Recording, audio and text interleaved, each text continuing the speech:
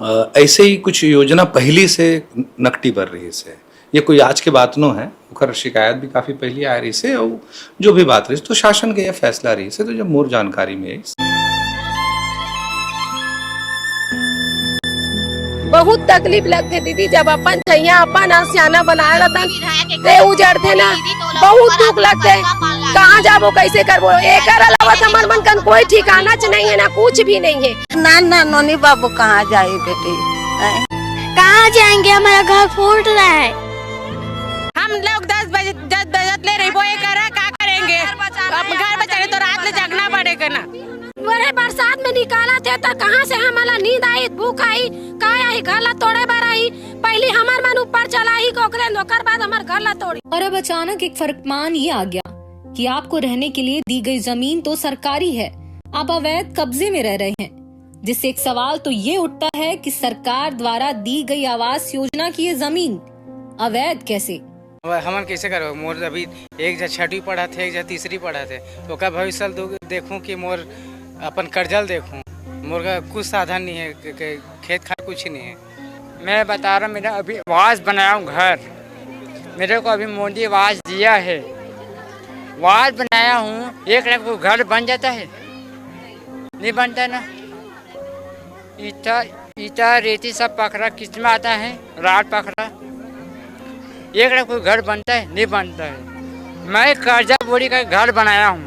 क्या काम करते हैं आप? मिस्त्री काम करता हूँ।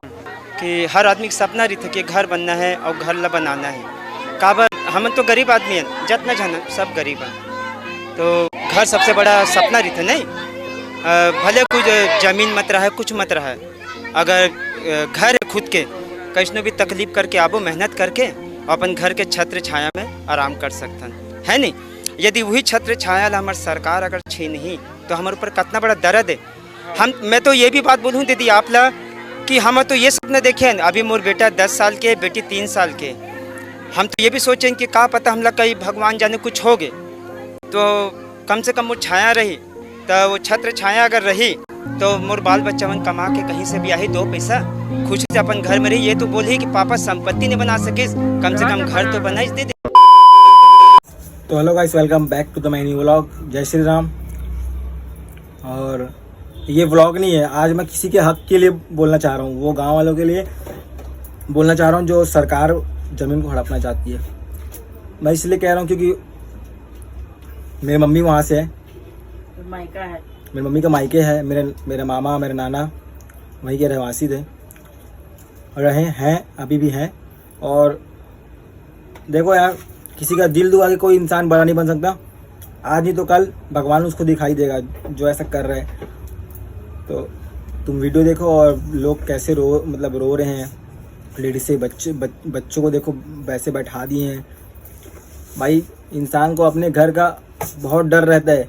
अगर वो लोग काम धाम में भी नहीं जा रहे भाई, इस नाम से नहीं जा रहे कि हम जैसे काम वाम में गए और जैसे अपन नहीं है तो लोग आके बुलडोजर चला दिए, तोड़ ताड़ दिए, कुछ भी कर दिए, तो कितना अफसोस होगा भाई।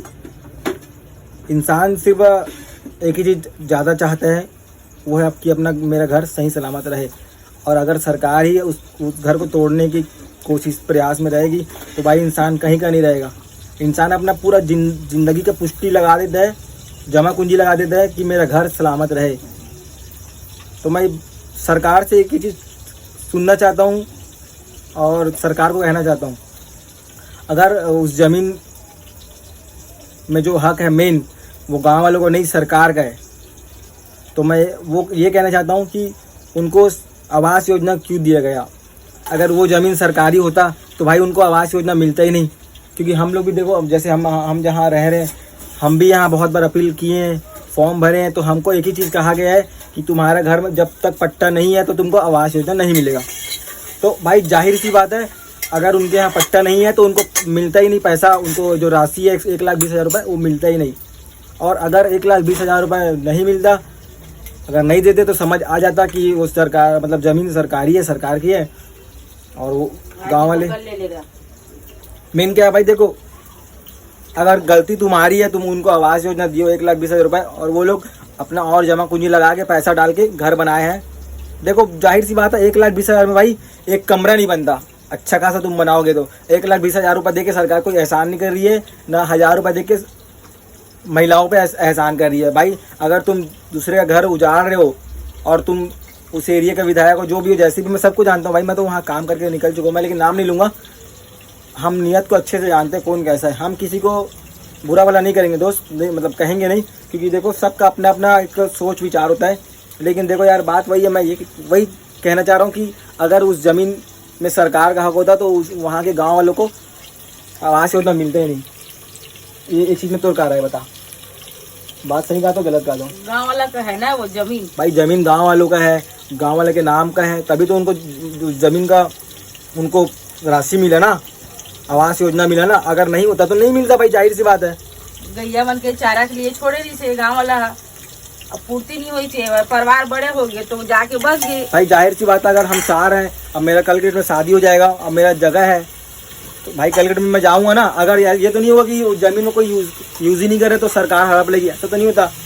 और भाई जाहिर सी बात है, गाँव में इतना बड़ा बड़ा ज़मीन होता है, हम जैसे हम शहर में तो एक कमरे में रह रहे, छोटा सा किचन है, सामने थोड़ा सा जगह है, पीछे थोड़ा सा जगह है, लेकिन वैसे नहीं था गांव में इतना सारा बड़ा बड़ा ज़मीन मतलब जायदाद होता है, और खेत खलियान तो बहुत होता है भाई। और अगर मतलब सरकार यही चाहती है कि वहाँ विधायक कॉलोनी बने, तो मैं एक चीज़ चाहता हूँ भाई, नया रायपुर क्यों देखने के लिए बनाया हो? नया रायपुर में इतनी बड़ी बड़ी जगहें हैं जो ऐसी खंडर पड़ी, वहाँ बनाओ विधायक कॉलोनी। भाई किसी के घर क्यों उजाड़ना यार, क्या ही मिल जाएगा किसी के घर को उजाड़ के?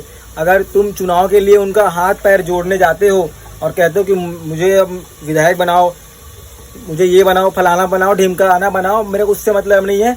लेकिन अगर तुम हाथ जोड़ रहे हो तो वो तुम्हारा साथ दे रहे हैं, तुमको जिता रहे हैं, तो तुम्हारा भी हक बनता है। अगर वो मुश्किल में है तो तुम उनका साथ दो, ना कि उनको ये कहो कि तुम्हारे यहाँ पानी, तुम्हारे लिए पानी नहीं है, ये वो तो भाई इंसान का सोच है, हम नहीं तो ऊपर वाला बताएगा जो भी है। लेकिन ऐसा नहीं करना चाहिए यार। मैं एक इंसान के नाते बोल रहा हूँ भाई, मैं देख रहा हूँ न्यूज़, मैं ये नहीं कह रहा हूँ कि मेरा मामा का घर है, ये मेरा मामा तो गांव में रहते हैं, लेकिन भाई इंसान के नाते तो बोलना पड़ेगा यार। बाहर के लोग, बांग्लादेश के लोग, यूपी बिहार के लोग आगे यहाँ बस रहे हैं, हम छत्तीसगढ़िया किसी को कुछ नहीं बोलते। कहीं मंदिरों में पंडित बन जा रहे हैं, छत्तीसगढ़ के जो पंडित लोग हैं उनको भगा दिया जा रहा है या चूतिया बना दिया जाता है, तो हम कुछ नहीं बोलते। लेकिन भाई आज नहीं बोलेंगे तो कब बोलेंगे ये बताओ? मैं बार बार कहता हूँ भाई, छत्तीसगढ़ के लोग, हम लोग इतने नादान हैं, इतने भोले हैं कि कोई बोलता है ना तो हम इतना मतलब मोम की तरह पिघल जाते हैं उनके लिए। हमारा दिल इतना नाजुक है कि उनके लिए ऐसे ही कुर्बान हो जाता है। लेकिन ये ना सोचो कि इंसान बेवकूफ़ है। छत्तीसगढ़ के लोग, जब छत्तीसगढ़ के लोग जाग जाएंगे ना तो यहाँ के लोग ऐसे ही भाग जाएंगे जो बाहर से बसने आए हैं। किसी का मतलब मासूमियत, भोलापन का मजाक और फ़ायदा नहीं उठाना चाहिए भाई। वो जो इंसान जो मासूम रहता है ना, वो इतना ज़्यादा खतरनाक बन जाता है कि इंसान मतलब सोच भी नहीं सकता। बस भाई सरकार से एक ही गुजारिश है भाई, किसी का घर मत उजाड़ो। अगर तुमको विधायक कॉलोनी बनाया है तो नया रायपुर में बहुत जगह है, एयरपोर्ट के बाजू में बहुत जगह, वहाँ बना लेना चाहिए। बाकी तुम समझदार हो भाई, मैं क्या कहना चाह रहा हूँ, मैं किसी के हक के लिए कह रहा हूँ, छत्तीसगढ़िया होके मतलब छत्तीसगढ़िया के लोगों के लिए कह रहा हूँ, छत्तीसगढ़िया होने के नाते। बाकी भगवान जाने और सरकार जाने। जय श्री राम।